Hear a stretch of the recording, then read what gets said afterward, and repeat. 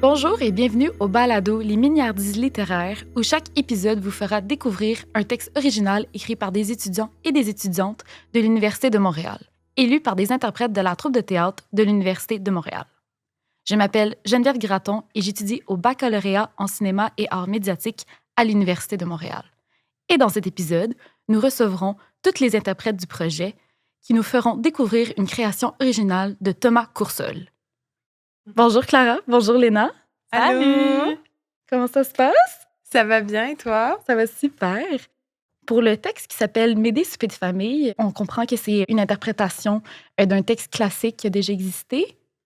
Donc c'est ça, c'est une pièce d'Euripide à la base, mais c'est vraiment une nouvelle tournure, un 360 qui a été fait avec cette pièce.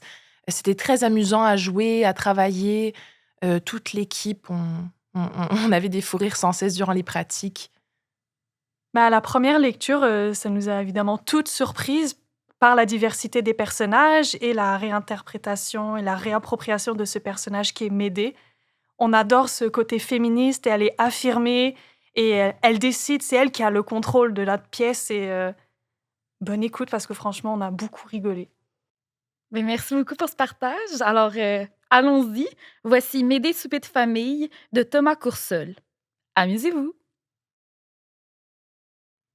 Oncle Sébastien, depuis le début du souper, n'arrête pas de faire des blagues homophobes, racistes et xénophobes. Personne ne rit. Il se lève et se rapproche de Marielle. C'est ta faute.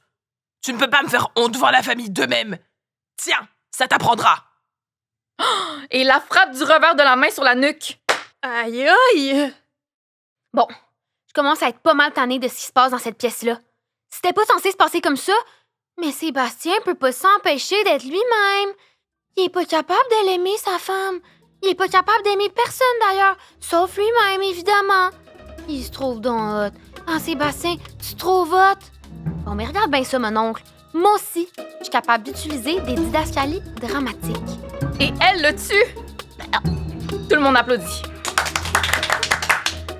Hein? T'en penses quoi de ça, ma tante Marielle? Euripide? Y a rien à m'apprendre.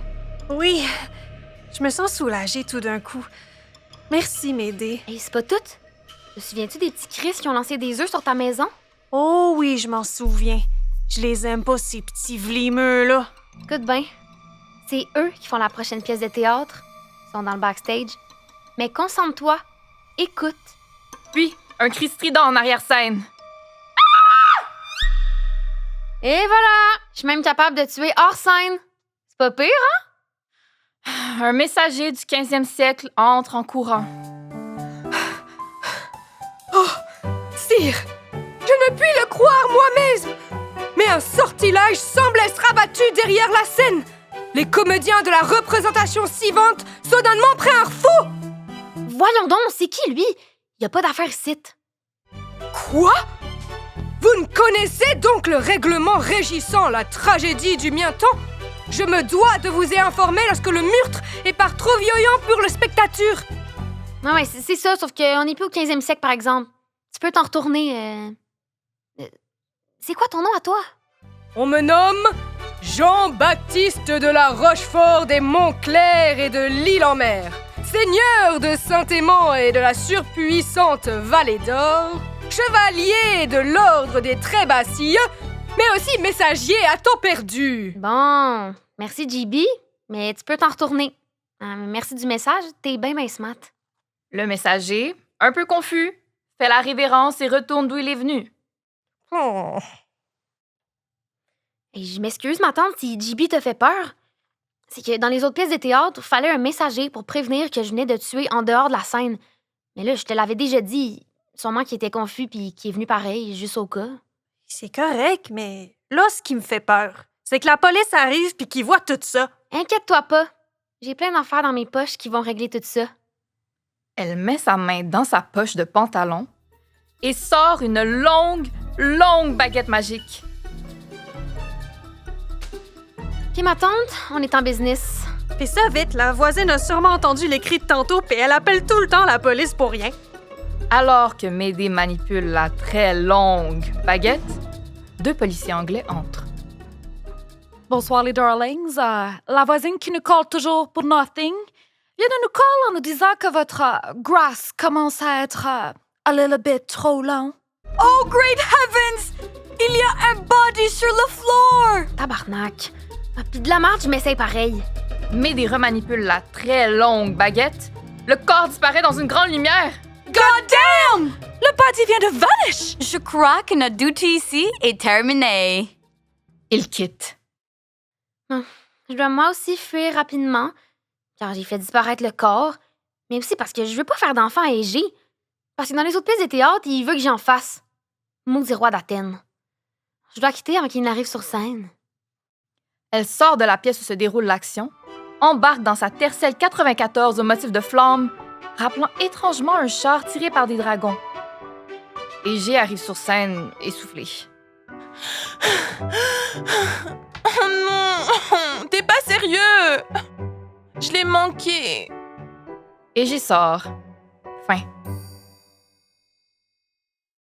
Vous venez d'entendre Médée souper de famille par Thomas Courseul, dans le rôle de la narratrice Oumi Sougou, Médée, Léane Proulx-Leroy, Oncle Sébastien et Égée, Léna de la Bouère, Tante Marielle, Clara Jacoudet, Messager, Clara Rocca, Policier anglais numéro 1, Geneviève Gratton, Policier anglais numéro 2, Élise Donner. Merci d'avoir été parmi nous pour un autre épisode des Mignardises littéraires, le balado qui célèbre la créativité, la littérature et l'expression artistique en français, en vous transportant dans de multiples univers. Pour d'autres épisodes, suivez-nous sur le compte Instagram @mignardise, /soulignement littéraire, les deux mots au pluriel, ou encore sur Spotify, Balado et YouTube. Merci à l'équipe de création derrière ce balado, Audrey Perrault pour la direction des interprètes et la réalisation, assistée par Alexandre Desauniers, Aurélie Tessier, étudiante à la faculté de musique en musique numérique, pour la technique et le montage sonore, Théophile Gagnard à la composition musicale, et à la Bibliothèque des lettres et sciences humaines de l'Université de Montréal de nous accueillir dans leur studio. Production d'UDM français, ce balado a été réalisé en collaboration avec le département de littérature de langue française et les services à la vie étudiante de l'Université de Montréal. Merci beaucoup d'avoir été des nôtres!